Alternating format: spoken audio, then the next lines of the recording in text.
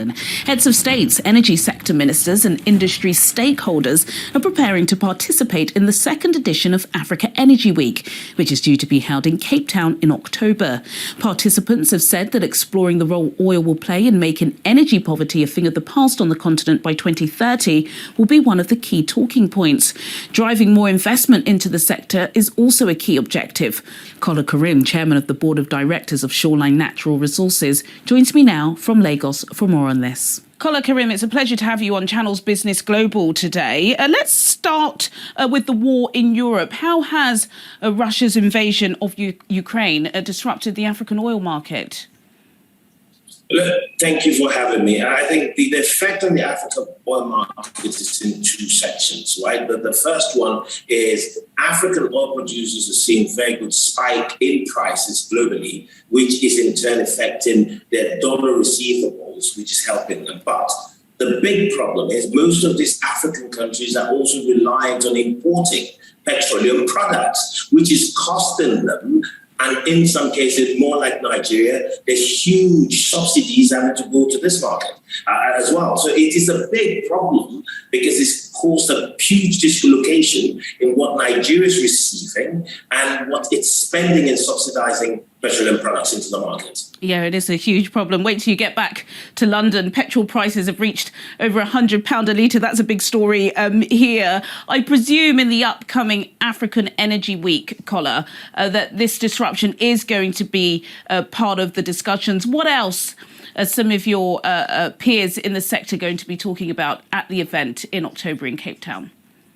I think that the big question that's been on everyone's lips over the last year is decarbonisation, net zero. And this is a big thing. Why? It's affecting capital providers who are the main people funding oil and gas exploration and production on the continent. And if you look at most of the African countries with natural resources, talking from Senegal, Egypt, Algeria, Nigeria, Angola, this is a big problem. If capital providers are facing restrictions in taking opportunities in investing or supporting fossil fuel production, we have a big problem. And this is got to be a huge topic in Cape Town, with all heads together, trying to find a resolve in a middle line resolve that will help spur the growth and supporting these African producers.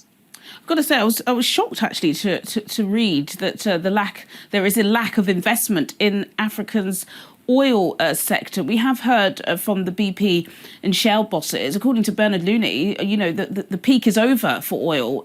Would you agree? I'm not sure that is correct, because the reality is, let me put it this way. Post-pandemic, the consumption and demand is coming back. If you look at factories in China are coming back. People are traveling all over again. So you're talking about demand in aviation fuel is increasing. Economies are opening up left, right, and center. So the demand curve is high and the supply curve is being static and in some cases going down.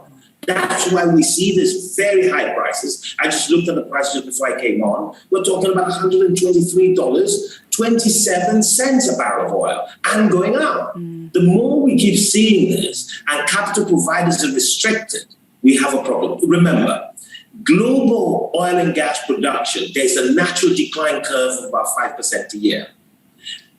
Pre-pandemic, from 2020 to 2022, where there's this push, there has been less or no investment in improvement or keeping oil and gas flowing. Because of that, production is reducing. That's got to be a problem. Someone's got to fill the gap in providing capital and finance to make sure we can plug the hole and keep production going. Kola Karim, CEO of Shoreline Energy International. Thank you so much for your time on Channel's Business Global today. Thank